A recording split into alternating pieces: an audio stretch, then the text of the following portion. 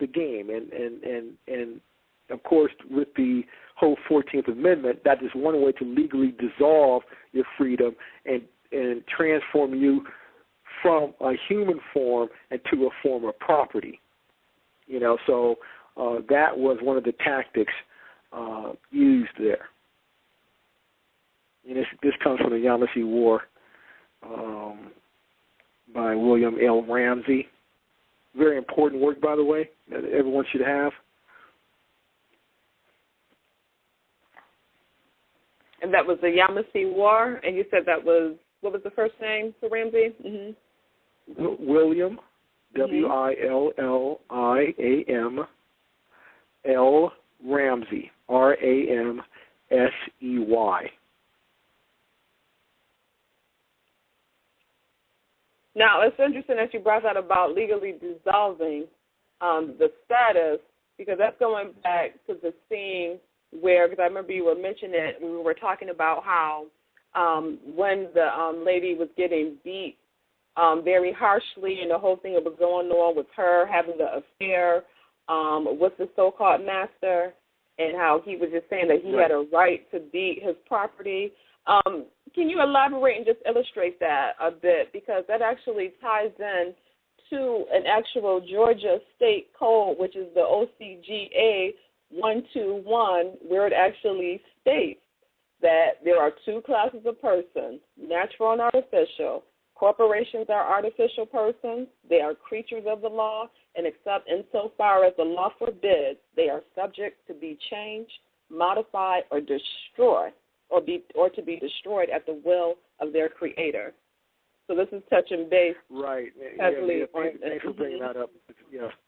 Thanks for bringing that out, because that was powerful. So we have a scene here where the Asiatic female who was the desire of the master, and of course his wife was jealous about that.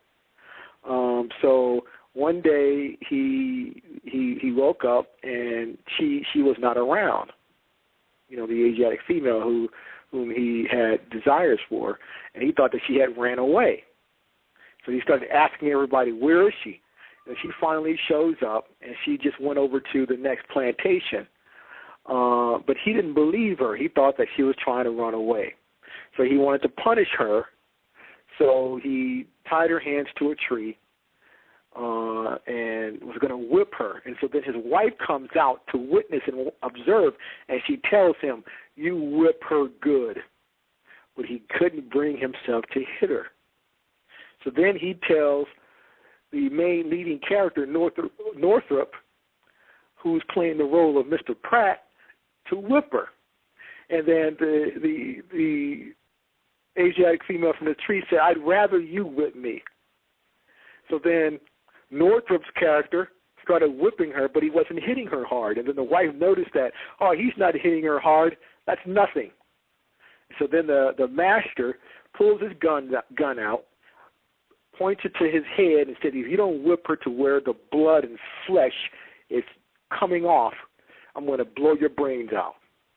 So he starts hitting her harder and harder. And so then finally the master gets the nerve to take over during the end, and he starts whipping her. And then Northrop starts saying that this is a sin what you're doing. You're going to be punished by God. This is a sin. And then he stopped and looked at him and he said, no, this is not a sin. It's not a sin because she's my property. That was powerful. So this ties into that statement I just read from the Yamasee War, where the whole objective was to transform human beings from a state of freedom into forms of property.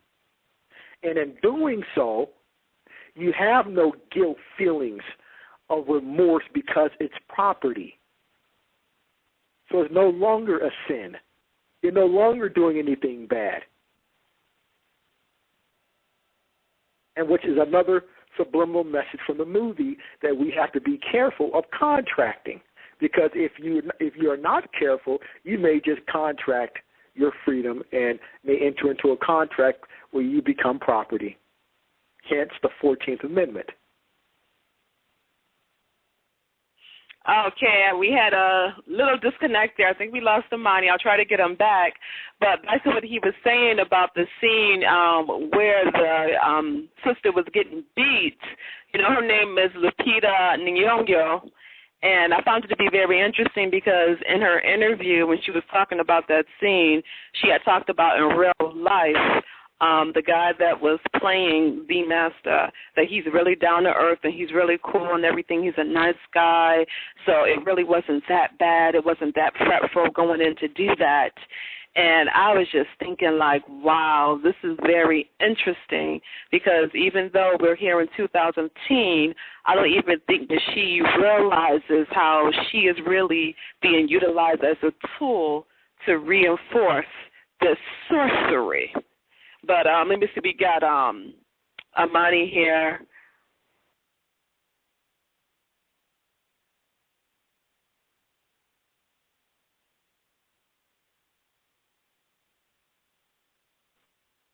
All right, we have Amani back. Yes, you know, and I was just speaking on the sister in real life, how when she was talking about that scene of getting beat, like that. So you didn't hear what I said, huh? Oh, yeah, we heard you, but then after that, it's like then the line had dropped. Where did I cut off at? At what point? Oh, yeah, you cut off right after you were saying that it's justifiable to damage your property. Okay, right. So, and that there ties into or correlates with the Carolinians in the Yamasee War, where their whole objective was to transform human beings from a state of freedom into forms of property by coming up with ways to dissolve their freedom. You see, and so in doing so, there's no remorseful feelings because it's property, and it's no longer a sin. See, so another message from the movie is basically we have to be careful of who we contract with, because if we enter into the wrong contract, we could actually, be transformed from humans into property. Hence the 14th Amendment citizenship status. So for a person that may be listening to this for the first time, and if they ask, like, okay, what exactly do you mean by that? Like, okay, what actually changes if I'm still, what's the effects if I'm still a 14th Amendment citizen? What would you say? Well, you just read the law of what a 14th Amendment citizen is. It's an entity. It's a corporation. You see, so and the U.S. is incorporated and has a Dun and Bradstreet number. It's a corporation. It has nothing to do with the continent, the land mass. And as anyone should know in law, corporations can only enter into agreements with other corporations. You see, so if that's the case, we're entering into these contracts, which means that they've successfully transformed us into human beings into property, which allows them to contract with us. Mm-hmm. See, so in this 14th Amendment citizenship status, they're able to contract with us, and as such, they're able to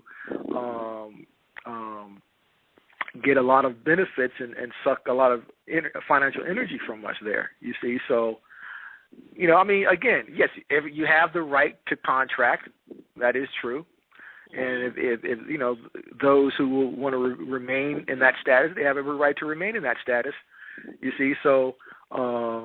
But just be mindful of the contract and what it really means and what your real status is, and that will never change unless that contract is now. Of course, related to us, it is anytime you enter into a contract with an infant, it is void ab initio. But if the infant grows up and get into other sub-adhesive contracts, which will actually place them in the same status and jurisdiction, then they are acquiescing and consenting to other contracts, you see. Mm-hmm. So it's just not the one major contract that they entered into with the infant, because they know that's void ab initio, but what they do is once that person becomes 16, 18, and start entering into other adhesive contracts, that gives them the jurisdiction. Mm-hmm. Mm-hmm. Mm-hmm. You see, so for example, there are many negative aspects of being in that particular status, and you know, one for example, when they can tell you that you must receive this vaccination. They have that, you know, you have to have this vaccination. Your children must have this vaccination to go to this school. So you have to do that if they have jurisdiction, and then they can force you to do that. See, so those are some of the negative aspects of being in that status and engaged in that particular contract there, and just one of many others. Mm-hmm. Yes, indeed. Well, we are at the 11:45 mark. Amani, I want to thank you so much for coming in to shed light on this film. And everyone, in the description, you actually will see the link to the autobiography so that you can read that as well, because it does have quite a bit of things that weren't highlighted in the movie. The story, I mean, it's very telling. And I feel, too, that it's interesting how that his autobiography was published right around the time of Bilal Muhammad, who had penned some of the most oldest scripts in Arabic right here within Georgia. So maybe that'll have to be a discovery on Bilal Muhammad in future shows. But I think there's a good slave narrative, or so-called slave narrative that they would call it, a good narrative to read and to study and have that in your library. So I want to thank you so much, Amani. It's been a pleasure, like always. Yes, and thank you. And I'd like to apologize to listeners there. I couldn't get through a lot of the information that I wanted to get through. I had all these. I had my map here together. I wanted to get deeper into some points, but you know, we had some interesting questions. But there was so much more I wanted to share. Do you want to do a part 2 on this? Yeah, we can do that. Where we can get more into details about, you know, the Americans there, and also the Asiatics in Europa as well, in that relationship, going back thousands of years to just a few centuries before. So just to kind of get deeper into that, so you know the listeners will have a clear picture as to who was who then. I think would be very, very important.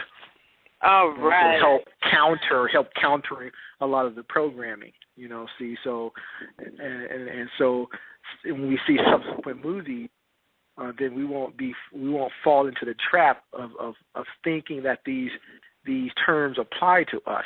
So we're going to see it and then go into a deeper analysis and pick out the real deep subliminal messages that these movies are communicating to us there. So, yeah, so we can do that next time.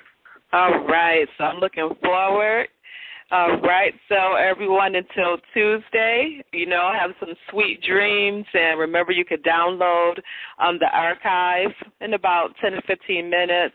Download it, spread the word, and share it. And remember, the goal at Silver Alert Rising is to be informative, engaging, and third eye opening. Peace and love, Amani and everyone, and have a good night. Good night.